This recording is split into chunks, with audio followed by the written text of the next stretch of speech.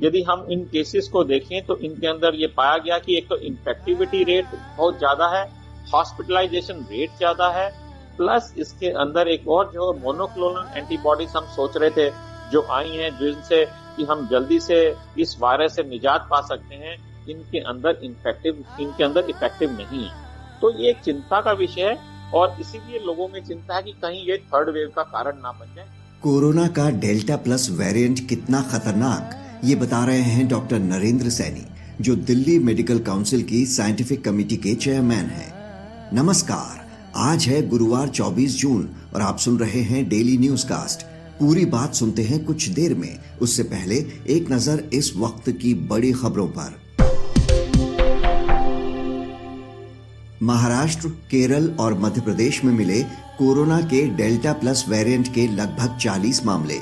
केंद्र ने तीनों राज्यों को एडवाइजरी जारी कर संक्रमण को फैलने से रोकने के उपाय करने को कहा।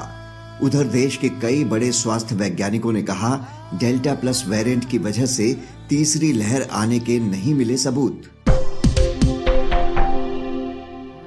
ब्रिटेन, ब्राजील और रूस में एक बार फिर बढ़ रहे कोरोना के मामले।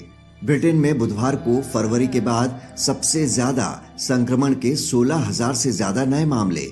रूस और ब्राजील में भी डेल्टा वेरिएंट की वजह से लगातार बढ़ रहे कोरोना के मरीज।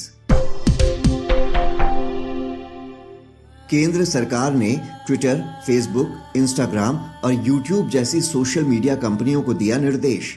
कहा, किसी भी यूजर द्वारा किसी फेक अकाउंट की शिकायत मिलने पर उसे 24 घंटों के भीतर करना होगा बंद। भारत के नए आईटी नियमों के तहत दिया गया है आदेश। यूरो 2020 में स्कॉटलैंड को 3-1 से हराकर क्रोएशिया ने फाइनल 16 में बनाई जगह। वहीं चेक रिपब्लिक को 1-0 से हराकर इंग्लैंड भी अंतिम 16 में। उधर स्वीडन से 3-2 से हारकर पोलैंड हुआ बाहर। ग्रुप ई में स्वीडन टॉप पर। उधर वर्ल्ड टेस्ट चैंपियनशिप फाइनल में भारत को 8 विकेट से हराकर न्यूजीलैंड ने जीता खिताब। अब खबरें काम की। इस साल नवंबर तक मिलेगा गरीबों को मुफ्त राशन।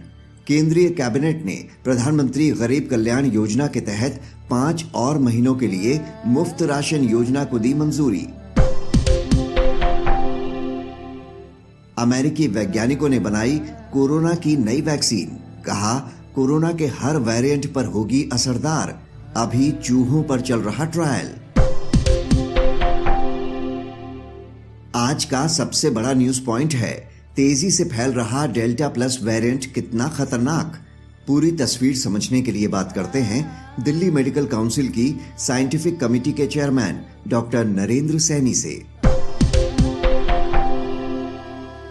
देश में कोरोना की दूसरी लहर के दौरान कहर बरपाने वाला डेल्टा वेरिएंट दुनिया के 92 देशों तक फैल चुका है। अब इसका नया म्यूटेशन डेल्टा प्लस बड़ी चिंता की वजह बनता जा रहा है, जो 9 देशों में अब तक फैल चुका है। देश में इस नए वेरिएंट के 40 से ज्यादा मामले मिल चुके हैं। सरकार इसे वेरिएंट ऑफ कंसर्न बता चुकी है। क्या है ये नया वेरिएंट और ये हमारे लिए कितनी चिंता का विषय हो सकता है, इसे समझाने के लिए आज हमारे साथ हैं दिल्ली मेडिकल काउंसिल की साइंटिफिक कमेटी के chairman doctor Narendra Saini. Doctor Saini, delta variant से आई दूसरी लहर से अभी हम पूरी तरह उभरे भी नहीं हैं कि अब इसके नए म्यूटेशन ने चिंता बढ़ा दी है। सबसे पहले तो आपसे डेल्टा और डेल्टा प्लस वेरिएंट्स के बारे में समझना चाहेंगे कि इनमें अंतर क्या है। देखिए, वायरस जो कोरोना वायरस है, ये आरएनए वायरस है। इस वायरस के अंदर चेंजेस होते रहते हैं। जो एक ओरिजिनल वायरस चाइना से आया था, उसके बाद इसमें चेंजेस होते रहे, जिसको हम म्यूटेशंस बोलते हैं। उस म्यूटेशन के द्वारा अल्फा, आपने नाम सुना होगा, अल्फा, बीटा, गामा, डेल्टा, कापा और अब ये डेल्टा प्लस आया। ये डेल्टा जो वायरस है, ये उसके अंदर यानी कि कोरोना वायरस ही है, लेकिन उसके अंदर कुछ म्यूटेशंस हुए स्पाइक प्रोटीन पे और उसके द्वारा हमने उनको देखा, उसके हिसाब से उसका नाम दिया डेल्टा वायरस। और यदि हम देखें जो सेकंड वेव जो हमारी बनी हमारे देश में, जिसमें इतने सारे लोग पीड़ित हुए, इसमें काफी सारे लोगों ने अपनी जान भी गंवाई, कई हमारे हेल्थ केयर वर्कर्स भी इसमें काफी बीमार हुए और उनकी भी जान गई। वो सब के सब उसमें देखा गया कि ज्यादातर डेल्टा वायरस था। डेल्टा वायरस में देखा गया कि इसके अंदर इन्फेक्टिविटी ज्यादा है, लोगों का हॉस्पिटलाइजेशन ज्यादा हुआ। तो ये देखा गया, इसीलिए आपने देखा होगा कि फर्स्ट वेव के बाद सेकंड वेव जो आई उसमें बहुत जल्दी से लोगों में ये वायरस फैला, क्योंकि इस वायरस की जिसको हम RO वैल्यू बोलते हैं उस पे ट्रांसमिसिबिलिटी बहुत ज्यादा थी, इसलिए इसके अंदर बहुत सारे लोग पीड़ित हुए।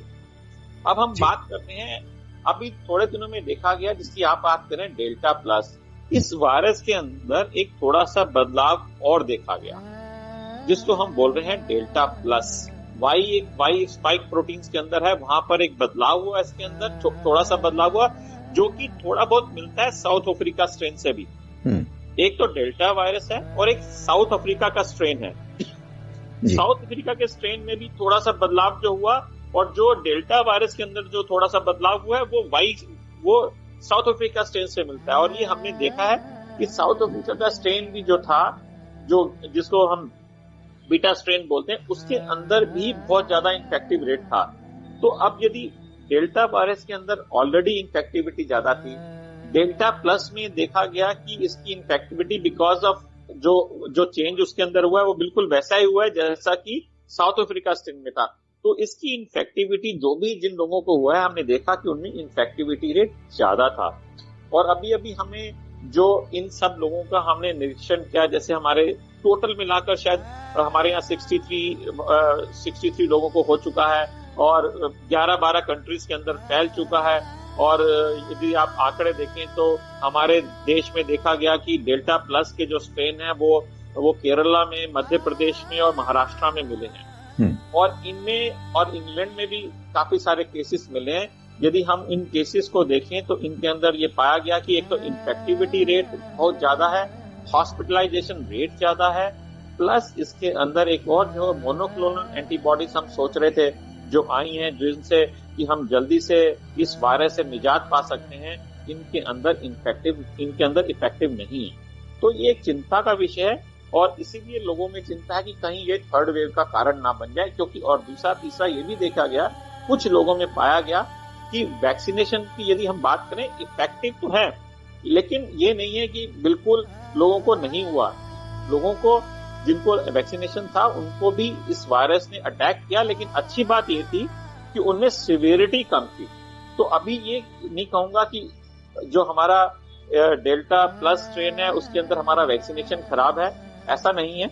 लेकिन एक बात जरूर है कि उसके अंदर इन्फेक्टिविटी जो है, जो हमारे वैक्सीनेशन को उतना कारगर नहीं है, पर ये है कि जरूर कि उनको हॉस्पिटलाइजेशन ऐसे व्यक्तियों को जरूरत नहीं पड़ी। केंद्रीय स्वास्थ्य मंत्रालय का कहना है कि डेल्टा वेरिएंट के खिलाफ कोविशील्ड और कोवैक्सीन दोनों ही टीके प्रभावी हैं, लेकिन कुछ हेल्थ एक्सपर्ट्स और वायरोलॉजिस्ट के अनुसार डेल्टा प्लस वेरिएंट वैक्सीन और इन्फेक्शन इम्यूनिटी दोनों को चकमा दे सकता है। आपका क्या कहना है इस पर? बिल्कुल आपने सही कहा, चकमा दे सकता है। अभी तक यदि हम आंकड़े देखें तो उसके हिसाब से देखा गया, मैंने भी वो उसमें आंकड़ों में भी आया है कि कुछ लोगों को इन्फेक्शन हुआ है। ऐसा नहीं हुआ, कुछ लोगों को इन्फेक्शन हुआ इसके बावजूद कि उन्होंने ये वैक्सीनेशन लिया हुआ था। लेकिन अच्छी बात ये थी कि उनको सिवियरिटी ऑफ इन्फेक्शन कम हुआ। तो यस, आगे चल के हमें इस बात की तरफ और ध्यान देना पड़ेगा और देखना पड़ेगा। नहीं तो जैसे इस तरीके से जैसे इन्फ्लुएंजा वायरस होता है जिसके अंदर हमें हर साल एक नया वैक्सीनेशन बनाना पड़ता है, हो सकता है इसके लिए भी हमें ऐसा ही करना पड़े। लेकिन हमें एहतियात बहुत अच्छे से बरतने होंगे, क्योंकि जिस तरीके से इंग्लैंड में फैल रहा है और हमने अभी सेकेंड वेव देखी है, तो हम चाहेंगे कि हम लोग सभी लोग सतर्क रहे, मास्क पहने, डिस्टेंस मेंटेन करें, हाथों की सफाई रखें। जी, आपने इंग्लैंड की बात की। ब्रिटेन में 90% से ज्यादा नए मामले जो हैं वो डेल्टा वेरिएंट की वजह से ही आ रहे हैं। उधर अमेरिका में व्हाइट हाउस के मुख्य चिकित्सा सलाहकार डॉक्टर एंथनी फाउची ने आगाह किया है कि ये जो डेल्टा वेरिएंट है ये महामारी का सफाया करने में अमेरिका की कोशिशों में बाधक बन सकता है। वहां भी जो 20% नए मामले हैं उनकी वजह यही वेरिएंट बताया जा रहा है। लेकिन हमारी चिंता की वजह अब इसका ये नया म्यूटेशन बन गया है। जिसके बारे में कई एक्सपर्ट्स कह रहे हैं कि देश में तीसरी लहर की वजह भी यही वेरिएंट बनेगा। क्या आप भी ऐसा मानते हैं? बिल्कुल हो सकता है। इसके लिए ना सबसे जरूरी होता है ये delta variant, delta plus variant, कि हमें पता कैसे लगता है ये जानना बहुत जरूरी है। इसके लिए जीनोम सीक्वेंसिंग बहुत जरूरत है जी। तो हमारे यहाँ पे जीनोम सीक्वेंसिंग को और बढ़ना चाहिए और होनी चाहिए, क्योंकि जितने वेरिएंट आते रहेंगे और उसको बचाव तभी संभव है जब हमें समय रहते हुए इन वेरिएंट के बारे में पता चलता रहेगा। उसके लिए जीनोम सीक्वेंसिंग होना जरूरी है।